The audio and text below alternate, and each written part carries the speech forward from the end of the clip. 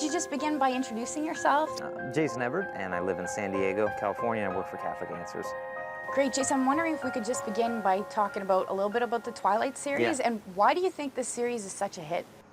Yeah, it has been quite a success. I heard they sold about 1.3 million copies of the fourth book, Breaking Dawn, on the first day.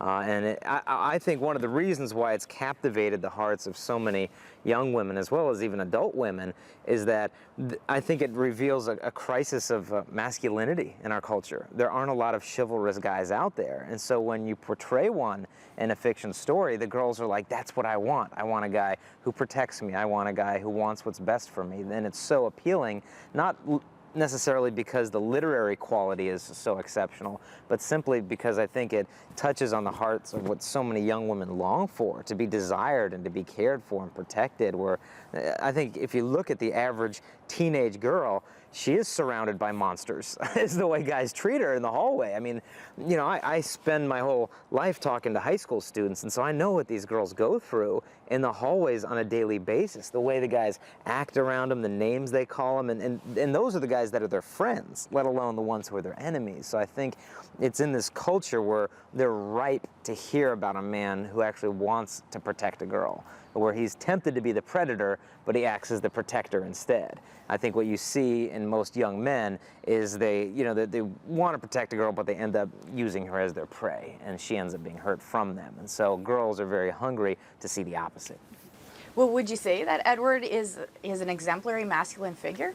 Well, I think what the novels do is they kind of prey upon every girl's fantasy in a certain sense. A lot of girls today, because of the way media portrays women, think, well, I'm not good enough, I'm not pretty enough, I'm not smart enough, I'm not special enough, no wonderful guy would ever want me. And then along comes Edward Cullen, and he's rich, he drives fancy cars, he's popular, he's cultured, he composes classical music, he's educated, he has 2 degrees from Harvard, he looks like a model, he's gorgeous, he's godlike, and he loves me, he wants me, he craves me. And so I think preys upon this feminine fantasy of being, you know, rescued from obscurity by this perfect godlike man who can't live without you. And so it's preying upon a lot of girls' insecurities and dreams, but the unhealthy thing it leads to, as you see with Bella, I mean, she becomes obsessive, compulsive. Without him, she's suicidal, depressed, she can't live. And high school is not a time for starting up relationships where you think you would die without the other person. You know, that's not a relationship, that's a hostage situation. I mean, there's got to be, you know, more dependence instead of codependence. But at least what we can learn from guys from it is that, you know, maybe we need to be more like Christ. Not saying Edward is like Jesus by any means, but there are some parallels where, you know, he does want the good of his beloved. And that's what love is. John Paul II said, love is not merely a feeling, it is an act of the will that consists of preferring the good of another to the good of oneself. I want what's best for you. And Edward seems to do that sometimes with Bella, you know, protecting her from the werewolf characters and things like that, and the bad vampires or whatever. And so we need to start to step up as guys so that guys like Edward aren't so appealing to women. Because if you think about it, he's really not that appealing. I mean, his skin is cold as ice, as hard as stone, and he glitters, which is peculiar, and, you know, and so there's some things that are just weird about him, and he could bite you, which is a problem, you know, because guys shouldn't bite girls.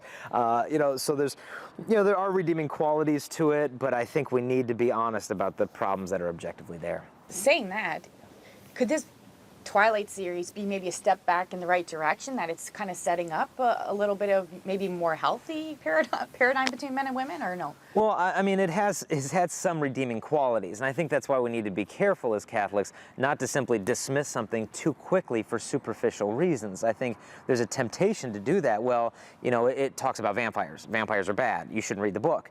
And so you can't simply write it off for those reasons. If you do, the young girls especially, who are so emotionally attached to this novel and to these movies, will take it so personally, and they won't be convinced by these superficial arguments. And I've seen them defend Edward Cullen like he's their boyfriend. Like, well, you don't know Edward, and he's not like that. And they get so, with their buttons and pins and Edward posters and everything. So if you're going to knock it, you've got to have, more substantial reasons, like the fact that it promotes an unhealthy relationship, an emotional codependency. And I'm not saying that I think girls, after seeing a movie, are going to go date Dracula, nowadays because they think he's some romantic figure.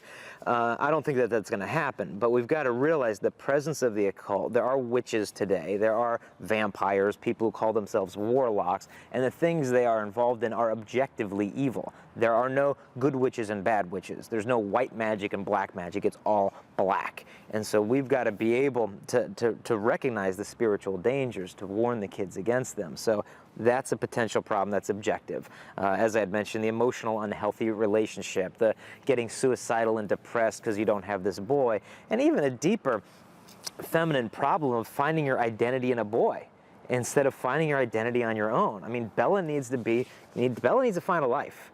Bella needs to figure out, where do you want to go to college? What do you want to be when you grow up? What are your dreams? And, I have to admit, I haven't seen the movies. I haven't read a page of the books. And so, I'm not the authority figure on this. Where I'm going after this, and I need to say that up front because I don't want to pretend to be an expert in something that I haven't really read much of. Where I'm more of an expert is the theological circles or the dating relationships, not Twilight per se. But from all I've heard and all I've read, there are some problems that I think we do need to recognize. Let's start taking relationships a little more seriously. And I think something that Bella exemplifies poorly is some girls may physically practice restraint, but emotionally practice none, where they're physically not engaging in the marital act, but they're emotionally married to another individual, like just attached to the hip. I can't exist without him.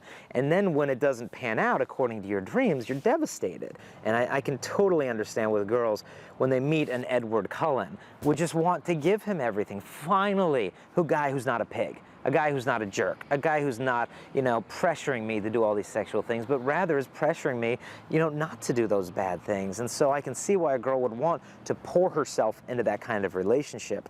And so it takes a lot of restraint, I think, for a young girl to step back and say, okay, the scriptures tell us, I beg you, do not stir up love before its own time. And love is patient. And so let God bring you the love that he has planned for you, as opposed to just jumping with everything into this relationship. If you want to jump into a relationship with all of your heart, do it with God. He's totally safe. Give him all of your heart. There's no risk of rejection. He's always there for you. And in time, if he calls you to marriage, then he'll bring that person into your life that he has planned for you. And so living with that type of peace and serenity will help someone from falling into the dangers of this emotional Twilight type relationship. Now, in terms of chastity, should both partners in the relationship be as committed? It almost seems as if Edward is kind of the initiator of the chastity, but what should be the proper dynamic? So many relationships are delicate like that because it's unevenly yoked. We've got to both be strong for each other, because there's times where the guy's going to be tempted, girl's got to be strong.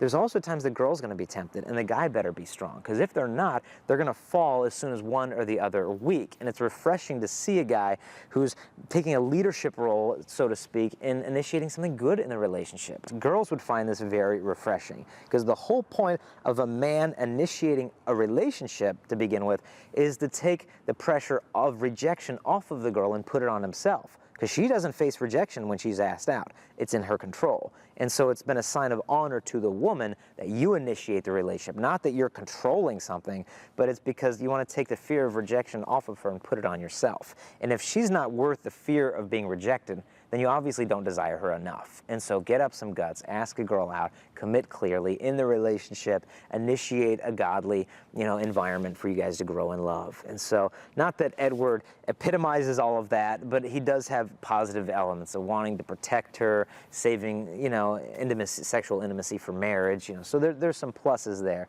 Overall, I'd say the movie and the novels are problematic because of how they delve into, emotionally unhealthy relationships, and how it dabbles in vampires and stuff like that, which is an objective reality today. Not in a science fiction idea of it, but as far as a cult, and people need to be aware of the dangers there. Jason, is there anything you'd like to add? If teenagers are struggling in their relationships, I would recommend they visit our website, which is just chastity.com, chastity.com. We've got over 100 questions and answers that are already answered for them. And you just click, well, I have a dating question about breaking up, about this, and we've got them all organized so that whatever they're struggling with, whether it's chastity or relationships, they can go in and find straight answers to their tough questions. They can watch videos, listen to audio files, download them to their iPods. You know, we've got to meet them where they're at in the culture and give them the tools they need to find the love that they deserve. Great. Thank you so much. Oh, thank you for God having me bless on. you. You too. Thanks. Thank you.